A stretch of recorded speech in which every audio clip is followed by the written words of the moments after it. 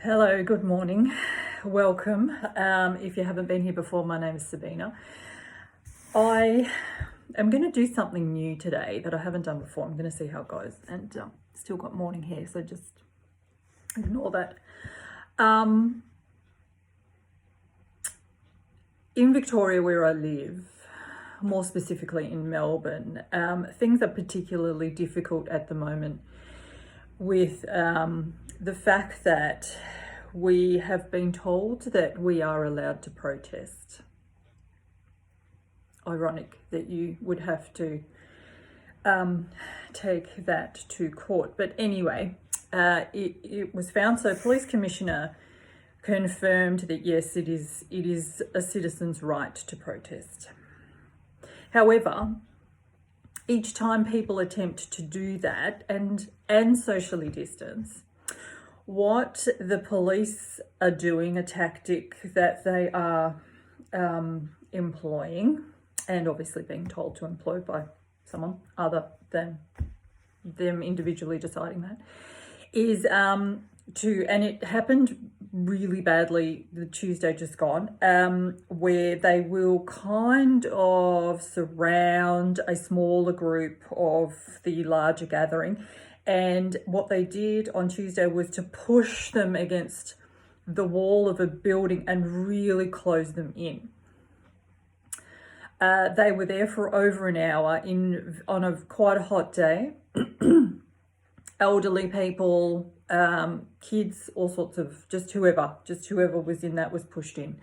They weren't allowed to leave. They weren't allowed to go to the toilet. And they were, of course, shoved together in that space. So I'm watching this really with a fair degree of being horrified at the fact that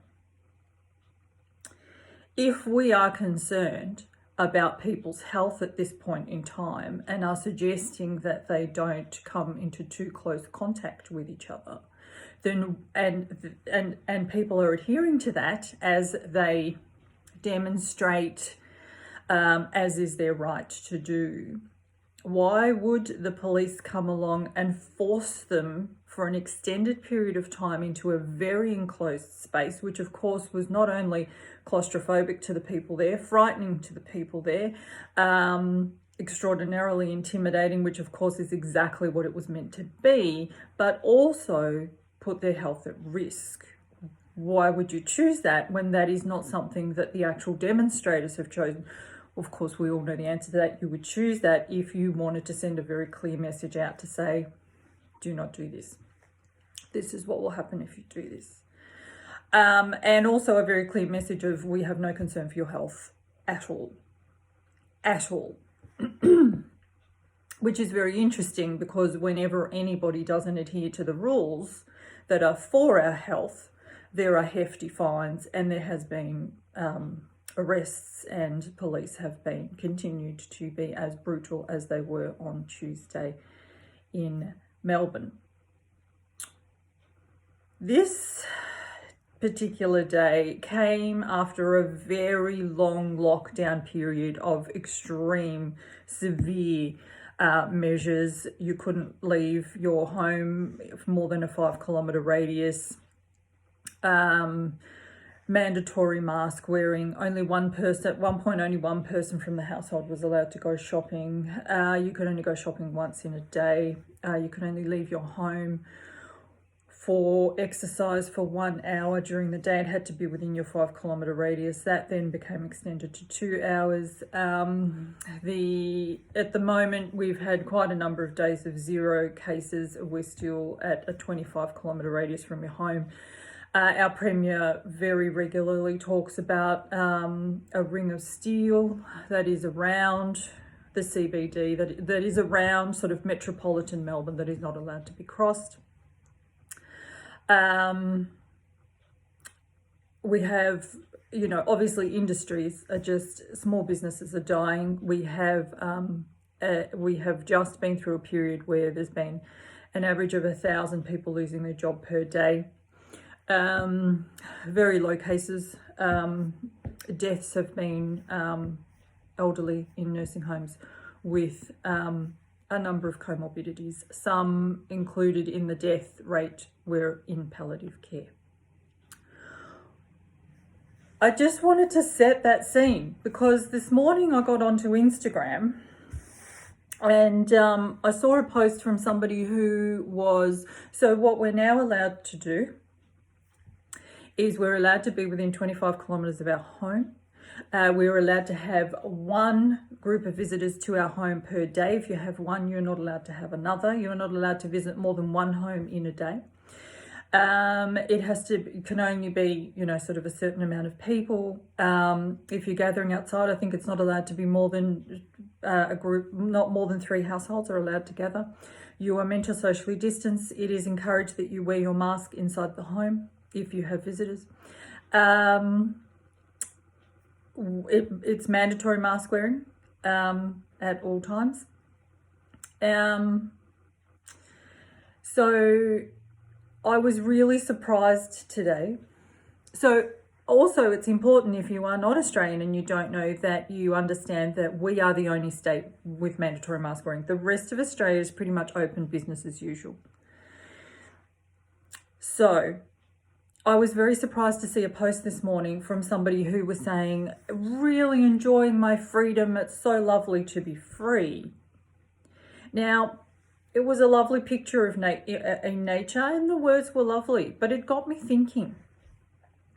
Firstly, my first thought was, this is like, and I mean, Stockholm Syndrome has been bandied around a lot in the last sort of, in this period of time. But Melbourne, Stockholm Syndrome, because there are people who still think that this is all great and wonderful and worth it at any cost.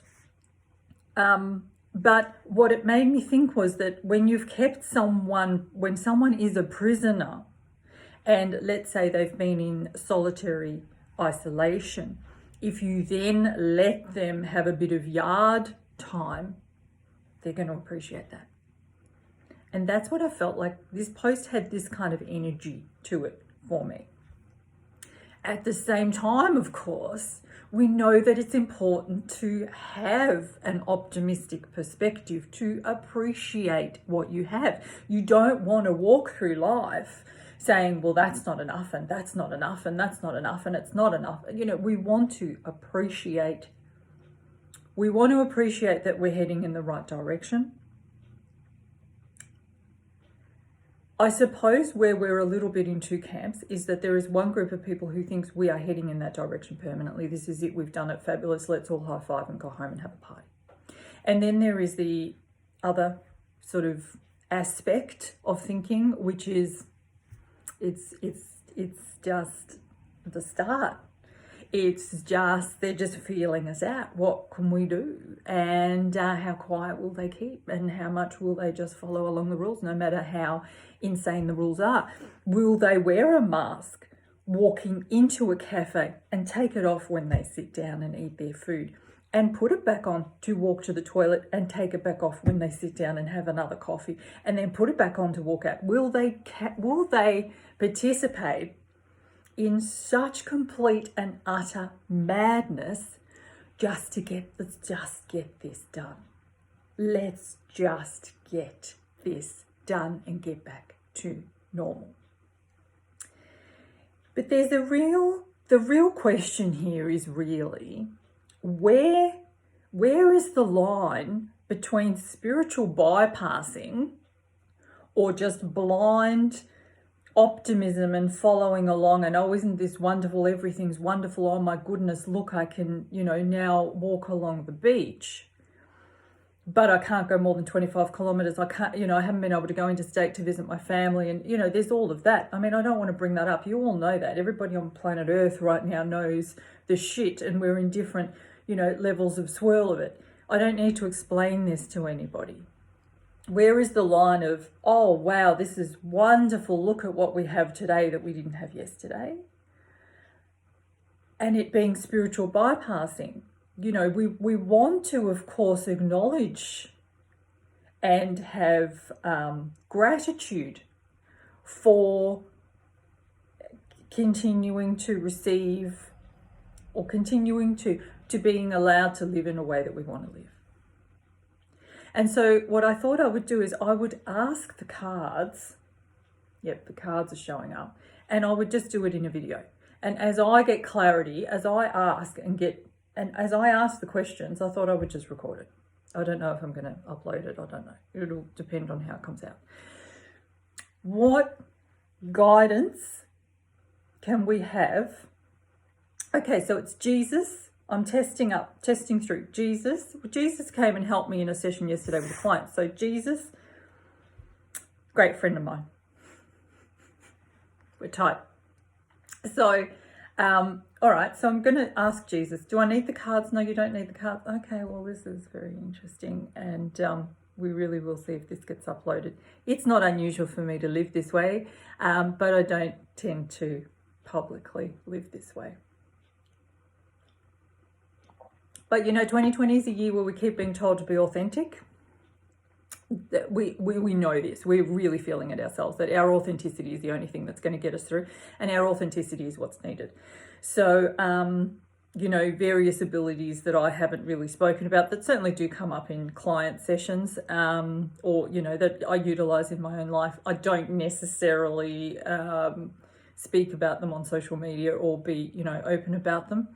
I often say, the only difference between someone who's mentally ill and someone who's considered mentally ill or considered crazy and someone who's considered sane is that one knows what to tell other people and what to keep quiet and the other one doesn't.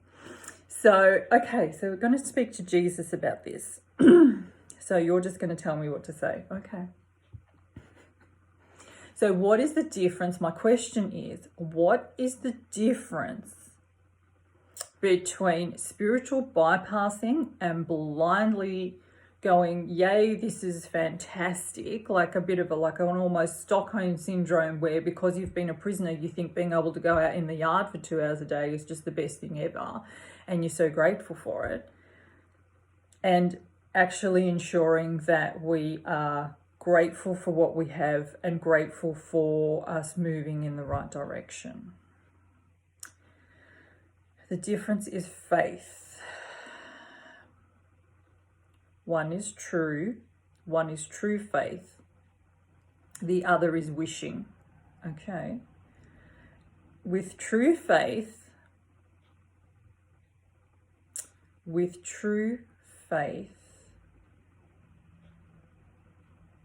there is a knowing.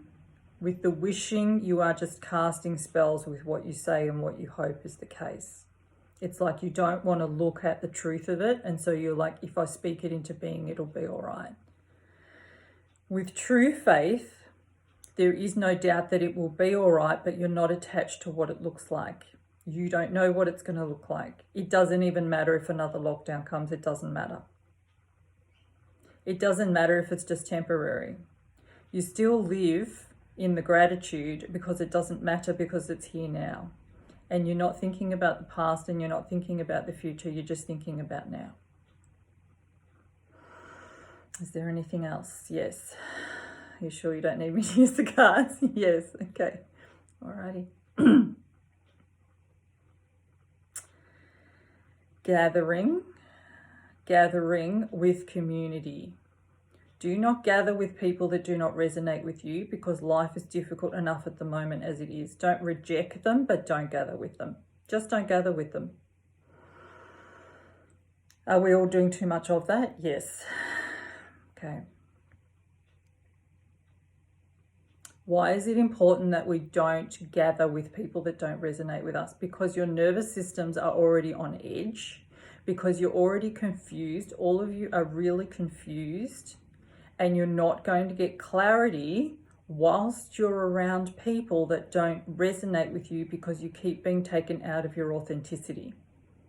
It's all well and good to respect people and to support them and to say that's great for you. But if you actually are in a community where people do not resonate with you, you're constantly taking yourself out of your own authenticity and your own frequency, and you're kind of going against yourself. It's not about rejecting. You don't try and convince them they have to be on your frequency. You just respect the frequency they're on, but you choose to continue to be able to, and this will become your guidance system.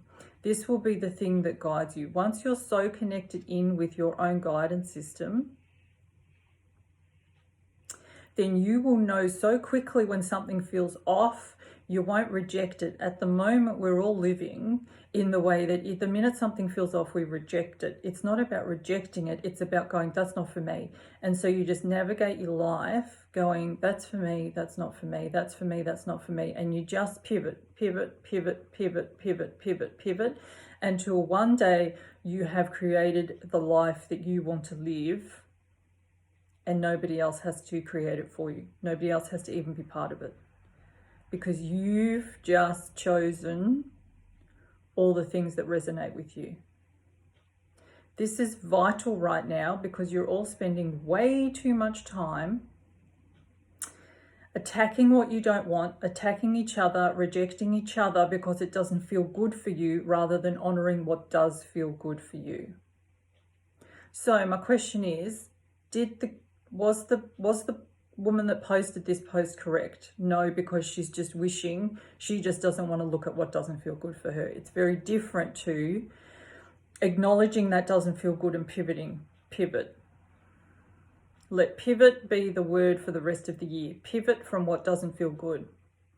Yeah, but you know, I always feel like that can so easily be spiritual bypassing. Yes, it can. It can, but only when you don't acknowledge that for you that doesn't feel good. And only when you don't act in a way that for you does feel good. Okay, so what's the lesson? So if you encounter something that doesn't feel good, but you don't do anything about it, it's still in your field. If you encounter something that doesn't feel good, okay, can we talk about the police and their actions on Tuesday? You have to do something about that if it doesn't feel good. So what would that be? Whatever feels right for you. If it feels right for you to march, march. If it feels right for you to post, post. If it feels right for you to have no part of it, have no part of it. But if you feel bad about your choice of response, then again, you need to pivot. So you just keep honoring you. Okay. All right. This is very tiring. Can we please have a card? Okay. Okay. And did you want to say something else? I'll say it through the card. Okay. One of those, two of those. Okay.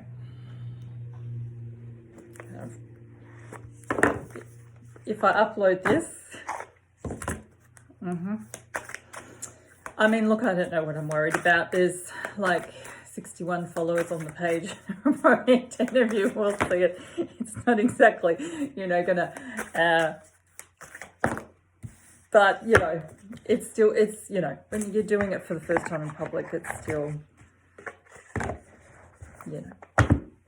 you will know because we all have our thing. Okay. Boundaries, keepers of the earth. Okay, the card deck I've used is Work Your Light from Rebecca Campbell. Boundaries. Okay, so this is still Jesus now speaking to me through the cards because that was quite tiring. Where do you need to establish better boundaries? So what are you saying to us? Look at the book. Okay. Boundaries. What's the time?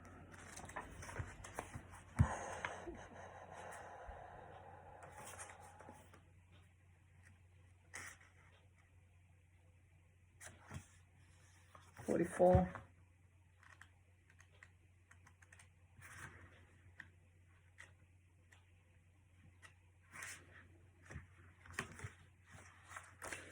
Okay.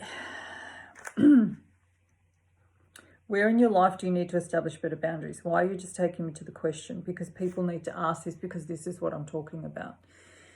Yeah, I don't like the way most people use boundaries. They really don't understand what they really mean. Okay, so why don't you explain to them what you mean by it, which is me. So let me explain to you what I mean by boundaries, because I feel like we've been taught it wrong. We've been taught it wrong. I feel like the mainstream definition of boundaries is not empowering. In fact, it sets us up for failure. So my definition of boundaries is this. I can't control. The mainstream definition of boundaries would have us believe that, you know, you can be very clear on what you will accept and what you won't accept and what you find is appropriate behavior in response to you. And that each have this set of rules, and people are just meant to know it and adhere. And if people don't know it, we can let them know our boundaries, we act on them. The thing that I find that sets us up for failure with that is that we're giving all our power to someone else. We're saying, you know, you need to behave in this way in order for me to feel respected. If you don't behave in this way, I feel disrespected. But I still walk away. So then I either end the relationship, or we have an argument, or I have some passive aggressive response, which is how most people respond in a situation where they feel they've been disrespected. I prefer the more empowering aspect of that to be recognizing that that behavior is about them, looking for where it has triggered me and what is here for me in that trigger. Like, oh, why did that just? But also, and I actually talk about this in my book, let's start to recognize that I have 100% control over what is in me, over energetically, over emotions, my thoughts, my energetic inner environment, my physical environment. And you have 100% that over you. And between us, when we're interacting, between us is kind of a neutral shared space. It's a shared space. Neither one of us can control it. And the old definition of boundaries would have us believe that we can control it. How dare you put that in there, is what I would say to you. How dare you put that in there? Well, I can't control what you put in there, but I can control whether I take it out and I take it in. And so my definition of boundaries is have a really good, clear boundary around you, and you decide what enters. You decide what enters. You decide what something means. If you come up and say to me, you're an idiot, which actually I had on a post recently. I woke up in the morning, I was scrolling through Facebook and someone had written, you're an idiot. Fabulous. So do I take that on? In this shared interaction space between me and that person, they've put in there, you're an idiot. Now it's just in there. It just is. And until I give it meaning, really, it's quite neutral. So am I going to pick it up out of there and take it past my boundary and into me and have that swirling around, you're an idiot? I didn't. I chose not to. I also chose because I didn't know them. We don't know each other. So I just removed the comment and blocked them. So there might have been a different response if that was someone I knew, but can you see that that's where do you need better boundaries in terms of what you allow to come in? What do you allow to come in? What do you allow things to mean? Where do you get your sense of self from? Is it internal or is it external? And when somebody puts something in your shared space, do you then pick it up and go, like almost vacuum it into yours? And that's where you need better boundaries. Is that what you mean? Also something else, have a look in the book. Okay, if you are saying yes when you really mean no, you are likely needing something for yourself. Ask yourself what part of me needs something from them. It could be a need for approval, a fear of being seen a certain way. And this is massive at the moment. So he's saying this is massive at the moment with masks, with rules, with I better not do that, I better not drive there. He's saying that a lot of people want to be protesting, but they feel like they shouldn't because they're scared of the ramifications, actually, of what people will say about them protesting, more so than the police. People are frightened of being judged by their family and friends. Okay. Where are you saying yes when you mean no? Okay, just to keep the peace. Yeah, I'm not even going to say that one. Okay, and the other one is keepers of the earth. You are not alone. Oh, I love that. So he's saying to me, keep saying that in your video. So, and do a video on what you mean by that. Okay, so I have been writing on the end of each one of my posts, and I've said on a couple of videos, you are not alone. There are many of us here, and we are growing in number every day. And he's saying to me, do a video on why you say that. Okay, and also show them the picture. Okay, it's beautiful, actually. You know, you've got a team, you've got a support team, they're all there. Whoever's on it, like, you're not crazy if Jesus is talking to you in the back room of your house, because why would he not be? you know. It's just intuition with a name. It's all it is. We can all do this, right? We are all channels. We all channel all the time. Every time intuition comes to you, every time an idea is sparked and you go, oh, wow, that's a great idea. Someone helped you with it. An energy, a being, someone. It doesn't matter what you call that. And the only thing with getting better at this is that you can start to differentiate out, oh, it's actually someone other than my idea system or other than my... You're able to differentiate the energy out from your own energy. And then if you keep practicing, then you can actually recognize who it is. That's the only thing. It's literally just as simple as, it's almost like learning how to cook and then getting better at it and doing something more complicated and getting better at it and doing something more complicated. It's all it is. It's still the same ingredients and the same ability. You just get better at it and you can like go more in depth. Anything else to know today? No. So look, a lot was said. I don't really know what was said. I would have to look back over it to see whether I really got the answer to my question. When I was listening to Jesus and just saying what he was saying, if I thought too much about the fact that I was talking to you, I would lose that connection. So I don't really know exactly. I couldn't really think about what I was saying at that time, at the same time as say it to you, because it would have just stopped it. All right. I think I will post this. Be brave. I'll be brave and post this, and people will say, did you know Sabina's now talking to Jesus? To you, I say, this is not new. It's just new for me to do it on video and put it on YouTube. Okay. Much love.